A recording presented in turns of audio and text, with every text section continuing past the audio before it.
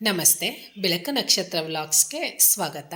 ನೀವೇನಾದರೂ ನನ್ನ ಚಾನಲ್ಗೆ ಹೊಸಬ್ರಾಗಿದ್ದರೆ ಪ್ಲೀಸ್ ಸಬ್ಸ್ಕ್ರೈಬ್ ಮಾಡಿಕೊಂಡು ವೀಡಿಯೋಸ್ನ ನೋಡಿ, ಫ್ರೆಂಡ್ ಆ್ಯಂಡ್ ಫ್ಯಾಮಿಲಿಗೂ ಶೇರ್ ಮಾಡಿ. ಇವತ್ತಿನ ದಿನ ನಾನು ಚಿತಿಕ್ಬೇಳೆ ಸಾಂಬಾರು ಅಂದರೆ ಗ್ರೇವಿ ಹೇಗೆ ಮಾಡೋದು ಅಂತ ನಾನು ನಿಮ್ಮ ಜೊತೆ ಶೇರ್ ಮಾಡ್ತಾ ಇದ್ದೀನಿ. ಇದಂತೂ ಮುದ್ದೆಗೆ ಮತ್ತು ಚಪಾತಿಗೆ, ಇಡ್ಲಿಗೆ, ಪೂರಿಗೆ ಇದಕ್ಕೆಲ್ಲ ಕಾಂಬಿನೇಷನ್ ತುಂಬಾ ಚೆನ್ನಾಗಿರುತ್ತೆ. ಮಾತ್ರ ಮಟನ್ನು ಚಿಕನ್ನೇ ಮರೆಸುತ್ತೆ ಅಂತ ಅನ್ಬೋದು, ಅಷ್ಟು ರುಚಿ ಕೊಡುತ್ತೆ. ಇದಕ್ಕೆ ಬೇಕಾಗಿರೋ ಸಾಮಗ್ರಿಗಳು ಈ ರೀತಿ ಇದೆ. ನಾನು ಮೊದಲನೇದಾಗಿ ಮಸಾಲೆ ಐಟಮ್ ಏನೇನು ಬೇಕು ಅಂತ ನಾನು ನಿಮಗೆ ತೋರಿಸ್ತಾ ಇದ್ದೀನಿ. ಒಂದು ಸ್ವಲ್ಪ ಚಕ್ಕೆ ತೊಗೊಂಡಿದ್ದೀನಿ, ಒಂದೆರಡು ಲವಂಗ ಮತ್ತು ಎರಡು ಅಥವಾ ಒಂದು ಬೆಳ್ಳುಳ್ಳಿ ತೊಗೋಬೇಕಾಗುತ್ತೆ. ನಂತರ 1 ಇಂಚಷ್ಟು ಶುಂಠಿ ತೊಗೊಂಡಿದ್ದೀನಿ. ನಂತರ ಕೊತ್ತಂಬರಿ ಸೊಪ್ಪು, ಸ್ವಲ್ಪ ಕಡಲೆ ತೊಗೊಂಡಿದ್ದೀನಿ. ಯಾಕಂದರೆ ಸಾಂಬಾರು ಗಟ್ಟಿ ಬರಲಿ ಅನ್ನೋ ಕಾರಣಕ್ಕೆ ಸ್ವಲ್ಪ ಕಡಲೆ ಹಾಕ್ಕೋತಾ ಇದ್ದೀನಿ. ನಂತರ ಈಗ ನಾನು ಒಂದು 2-3 ಸ್ಪೂನಷ್ಟು ಮಟನ್ ಸಾಂಬಾರು ಪೌಡರ್ ತೊಗೊಂಡಿದ್ದೀನಿ. ನಿಮ್ಮ ಮನೆಯಲ್ಲಿ ಮಟನ್ ಸಾಂಬಾರು ಪೌಡರ್ ಇಲ್ಲ ಅಂತ ಅಂದರೆ ಒಣಮೆಣ್ಸಿನ್ಕಾಯಿ ಮತ್ತು ಧನಿಯಾ ಪೌಡರ್ನ ಹಾಕ್ಕೋಬೋದು. ನಂತರ ಈಗ ನಾನು 2 ಈರುಳ್ಳಿ, 1 ಟೊಮೊಟೊ ತೊಗೊಂಡಿದ್ದೀನಿ. ಇಷ್ಟು ಸಾಮಗ್ರಿಗಳನ್ನ ತೊಗೊಂಡಿದ್ದೀನಿ. ಮತ್ತು ಮೇಯ್ನಾಗಿ ಬೇಕಾಗಿರೋದನ್ನೇ ಮರ್ತುಬಿಟ್ಟಿದೆ ನೋಡಿ, ತೆಂಗಿನ ತುರಿ. ಇದೇ ಮರ್ತುಬಿಟ್ಟಿದೆ ನಾನು. ತೆಂಗಿನ ತುರಿ ಒಂದು 4-5 ಸ್ಪೂನಷ್ಟಾದರೆ ಸಾಕಾಗುತ್ತೆ. ಒಂದು ಅರ್ಧ ಹೋಳಿಗಿಂತನೂ ಸ್ವಲ್ಪ ಕಡಿಮೆಗೇ ಹಾಕ್ಕೊಳ್ಳಿ, ಜಾಸ್ತಿ ಬೇಕಾಗಿಲ್ಲ. ಈಗ ನಾನಿಲ್ಲಿ 4 ಜನಕ್ಕಾಗಷ್ಟು ತೋರಿಸ್ತಾ ಇರೋದು. ಇಷ್ಟು ಸಾಮಗ್ರಿಗಳನ್ನ ಇಟ್ಕೊಂಡು ಈಗ ಇದನ್ನು ನೈಸಾಗಿ ರುಬ್ಕೋಬೇಕಾಗುತ್ತೆ. ಈಗ ರುಬ್ಕೊಂಡು ಬರೋದಾ, ಈಗ ರುಬ್ಬಿದ್ದೆಲ್ಲ ಆಗಿದೆ. ಇದು ಒಂದು ಸೈಡು ಎತ್ತಿಟ್ಕೋತಾ ಇದ್ದೀನಿ. ನಂತರ ಇದಕ್ಕೆ ಇನ್ನೊಂದು 2 ಸಾಮಗ್ರಿಗಳು ಬೇಕಾಗುತ್ತೆ. ಚಿತಿಕ್ಬೇಳೆ ಮತ್ತು ಆಲೂಗೆಡ್ಡೆ ಹಾಕೋತಾ ಇದ್ದೀನಿ. ನೀವು ಬೇಕು ಅಂತ ಅಂದರೆ ದಪ್ಪ ಮೆಣಸಿನ್ಕಾಯಿನ ಯೂಸ್ ಮಾಡ್ಕೋಬೋದು. ನಂತರ ಬದನೆಕಾಯಿನೂ ಹಾಕ್ಕೋಬೋದು. ಈ ಅವರೆಕಾಯಿ ತಂದಾಗ ಬಿಡಿಸ್ಬಿಟ್ಟು ಒಂದು ಅರ್ಧ ಗಂಟೆ ನೀರಲ್ಲಿ ನೆನೆಸ್ಬಿಟ್ಟು ಚಿತಿಕ್ಸಿದ್ರೆ ಆರಾಮಾಗಿ ಬರುತ್ತೆ. ಆನಂತರ ಈಗ ನಾವು ಗೊಜ್ಜು ರೆಡಿ ಮಾಡ್ಕೊಳ್ಳೋದಕ್ಕೆ ಒಂದು ಪಾತ್ರೆ ಇಟ್ಕೊಂಡಿದ್ದೀನಿ ಸ್ಟವ್ ಮೇಲೆ. ಅದಕ್ಕೆ ಒಂದು 2 ಸ್ಪೂನಷ್ಟು ಎಣ್ಣೆ ಹಾಕ್ಕೋತಾ ಇದ್ದೀನಿ. ಆ ಎಣ್ಣೆ ಕಾದ ನಂತರ ಒಂದು ಸಣ್ಣದು ಈರುಳ್ಳಿ ಕಟ್ ಮಾಡಿ ಒಗ್ಗರಣೆಗೆ ಹಾಕ್ಕೋತಾ ಇದ್ದೀನಿ. ಹಾಕ್ಕೊಂಡು ಆ ಗೋಲ್ಡನ್ ಕಲರ್ ಬರೋವರೆಗೂ ಈರುಳ್ಳಿನ ಹುರ್ಕೋಬೇಕಾಗುತ್ತೆ. ಹುರಿದಿದ ನಂತರ ಈಗ 1 ಕಪ್ಪಷ್ಟು ಚಿತಿಕ್ಬೇಳೆ ತೊಗೊಂಡಿದ್ವಲ್ಲ, ಆ ಚಿತಿಕ್ಬೇಳೆನ ಹಾಕ್ಕೊಂಡು ಹುರ್ಕೋಬೇಕಾಗುತ್ತೆ. ಎಣ್ಣೆನಲ್ಲೇ ಚೆನ್ನಾಗಿ ಫ್ರೈ ಮಾಡೋದ್ರಿಂದ ರುಚಿ ಚೆನ್ನಾಗಿರುತ್ತೆ, ಟೇಸ್ಟ್ ತುಂಬಾ ಚೆನ್ನಾಗಿ ಬರುತ್ತೆ. ನಂತರ ಈಗ ಆಲೂಗೆಡ್ಡೆನೂ ಹಾಕ್ಕೊಂಡು ಹುರ್ಕೋತಾ ಇದ್ದೀನಿ. ನೀವು ದಪ್ಪ ಮೆಣಸಿನ್ಕಾಯಿ ಬದನೆಕಾಯಿ ಇದ್ರೂ ಹಾಕ್ಕೊಂಡು ಸೇಮ್ ಇದೇ ರೀತಿ ಎಣ್ಣೆಯಲ್ಲಿ ಫ್ರೈ ಮಾಡ್ಕೋಬೋದು. ಈಗೆಲ್ಲ ನೀಟಾಗಿ ಫ್ರೈ ಮಾಡ್ಕೋತಾ ಇದ್ದೀನಿ. ಆ ನಂತರ ಈಗ ನಾನು ರುಬ್ಕೊಂಡಿರೋ ಮಸಾಲೆನ ಹಾಕ್ಕೊಂಡು ಎಣ್ಣೆನಲ್ಲೇ ಫ್ರೈ ಮಾಡ್ಕೋಬೇಕಾಗುತ್ತೆ. ನೀರು ಹಾಕೋಕ್ಕೂ ಮುಂಚೆನೇ ಫ್ರೈ ಮಾಡ್ಕೋಬೇಕಾಗುತ್ತೆ. ನೀವೇನಾದರೂ ಮಸಾಲೆ ಐಟಮ್ ಎಲ್ಲ ನಾನು ಎಣ್ಣೆನಲ್ಲಿ ಹುರಿದ್ಬಿಟ್ಟು ಹಾಕ್ಕೋತೀನಿ ಅಂದರೆ ಇಷ್ಟು ಎಣ್ಣೆನಲ್ಲಿ ಫ್ರೈ ಮಾಡೋ ಅವಶ್ಯಕತೆ ಇರೋದಿಲ್ಲ. ಯಾಕಂದರೆ ಆಲ್ರೆಡಿ ಶುಂಠಿ, ಬೆಳ್ಳುಳ್ಳಿ, ಚಕ್ಕೆ, ಲವಂಗ ಅವೆಲ್ಲ ಎಣ್ಣೆನಲ್ಲಿ ಫ್ರೈ ಮಾಡ್ಕೊಂಡು ರುಬ್ಬಿ ಇಟ್ಕೋಬೋದು. ನಾನಿಲ್ಲಿ ಡೈರೆಕ್ಟ್ ಮಾಡಿರೋದ್ರಿಂದ ಈಗ ಮಸಾಲೆನ ನಾನು ಎಣ್ಣೆಯಲ್ಲಿ ಫ್ರೈ ಮಾಡ್ಕೋತಾ ಇದ್ದೀನಿ. ಈಗೆಲ್ಲ ನೀಟಾಗಿ ಫ್ರೈ ಮಾಡ್ಕೊಂಡಿದ್ದಾಗಿದೆ. ಇದಕ್ಕೆ ಸ್ವಲ್ಪ ನೀರು ಹಾಕ್ಕೋಬೇಕಾಗುತ್ತೆ. ಅಂದರೆ ತೀರಾ ಸಾಂಬಾರನ್ನು ಮಾಡ್ಕೋಬೋದು, ಸೇಮು ಸ್ವಲ್ಪ ಜಾಸ್ತಿ ನೀರು ಹಾಕ್ಕೊಂಡ್ರೆ ಸಾಂಬಾರಾಗುತ್ತೆ. ನಾನಿಲ್ಲಿ ಗ್ರೇವಿ ಮಾಡ್ತಾ ಇರೋದ್ರಿಂದ ಸ್ವಲ್ಪನೇ ನೀರು ಹಾಕ್ಕೋತಾ ಇದ್ದೀನಿ. ಈಗ ಇನ್ನೊಂದು ಸ್ವಲ್ಪ ನೀರು ಹಾಕ್ಕೊಂಡ್ರೆ ಸಾಕಾಗುತ್ತೆ. ಜಾಸ್ತಿ ತೆಳು ಮಾಡ್ಕೊಬಿಟ್ರೆ ಚಪಾತಿ ಪೂರಿಗೆಲ್ಲ ಚೆನ್ನಾಗಿರೋದಿಲ್ಲ. ಹಾಗಾಗಿ ಈಗ ರುಚಿಗೆ ತಕ್ಕಷ್ಟು ಸ್ವಲ್ಪ ಉಪ್ಪು ಹಾಕ್ಕೊಂಡು ಲಿಡ್ಡು ಕ್ಲೋಸ್ ಮಾಡಿಬಿಡ್ತೀನಿ. ನೀವು ಪಾತ್ರೆನೆಲ್ಲ ಹಾಗೇ ಬೇಯಿಸ್ಕೋಬೋದು, ಬೇಗ ಬೆಂದೋಗುತ್ತೆ ಚಿತಿಕ್ಬೇಳೆ. ನಾನಿಲ್ಲಿ 1 ಅಥವಾ 2 ವಿಶಿಲು ಕೂಗಿಸ್ಕೊತಾ ಇದ್ದೀನಿ. ಈಗ 1-2 ವಿಶಿಲ್ ಆಗಿದೆ.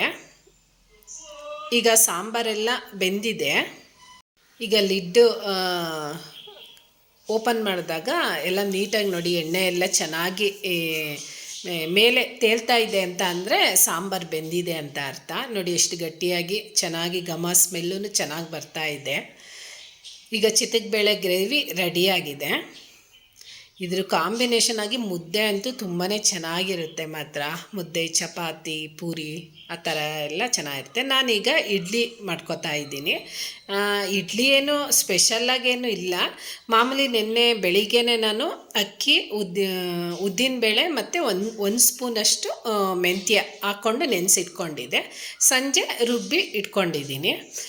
ನಂತರ ಈಗ ಮಾರ್ನೆಗೆ ಉಪ್ಪು ಬಂದಿರುತ್ತಲ್ಲ, ಆಗ ಫುಲ್ಲು ನಾವು ಕಲಿಸ್ಬಾರ್ದು. ಈ ಮೇಲ್ಗಡೆನೇ ಸ್ವಲ್ಪ ಉಪ್ಪು ಬಂದಿರುತ್ತಲ್ಲ, ಅದನ್ನು ಮಾತ್ರ ಈಗ ತೆಗ್ದು ನಾವು ಇಡ್ಲಿ ತಟ್ಟೆಗೆ ಹಾಕ್ಕೊಳ್ಳೋದ್ರಿಂದ ಸಾಫ್ಟಾಗಿ ಬರುತ್ತೆ. ಸೇಮ್ ಕೇಕ್ ರೀತಿಯೇ ಇರುತ್ತೆ.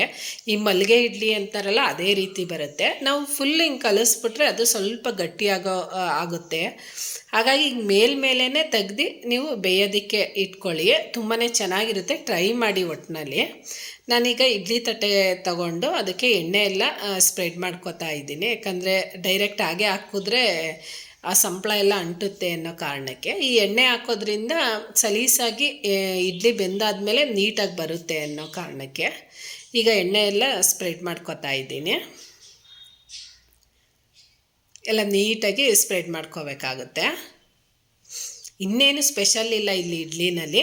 ನಾವು ಅದೇ ಹಾಕೋ ಮೂಮೆಂಟು ಕರೆಕ್ಟಾಗಿ ಮಾಡಿಕೊಂಡ್ರೆ ಏನೂ ಇಲ್ಲ, ಚೆನ್ನಾಗಿ ಬರುತ್ತೆ. ಈಗ ಮೇಲೇ ತೆಗ್ದು ಸಂಪಳನ ನಾನು ಹಾಕ್ಕೋತಾ ಇದ್ದೀನಿ ನೋಡಿ. ಈಗ ಎಲ್ಲ ತಟ್ಟೆಗೂ ಸಂಪಳ ಹಾಕ್ಕೋಬೇಕಾಗುತ್ತೆ.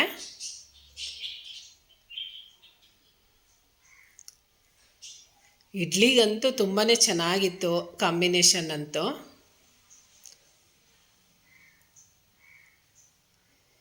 ಈಗ 3 ತಟ್ಟೆಗೆ ಹಾಕ್ಕೊಂಡಿದ್ದಾಗಿದೆ. ಈಗ ಇಡ್ಲಿ ಪಾತ್ರೆಗೆ ಇಟ್ಕೊಳ್ಳೋದ. ಮಾಮೂಲಿ ಸ್ಟವ್ ಮೇಲೆ ಇಟ್ಕೊಂಡು ಅದಕ್ಕೆ ಒಂದು ಲೋಟದಷ್ಟು ಅಥವಾ 1.5 ಲೋಟದಷ್ಟು ನೀರು ಹಾಕ್ಕೋಬೇಕಾಗುತ್ತೆ. ಆನಂತರ ಇಡ್ಲಿ ತಟ್ಟೆಗಳನ್ನ ಇಟ್ಕೊತಾ ಇದ್ದೀನಿ. ಒಂದು 5 ನಿಮಿಷ ಬೆಂದರೆ ಸಾಕಾಗುತ್ತೆ.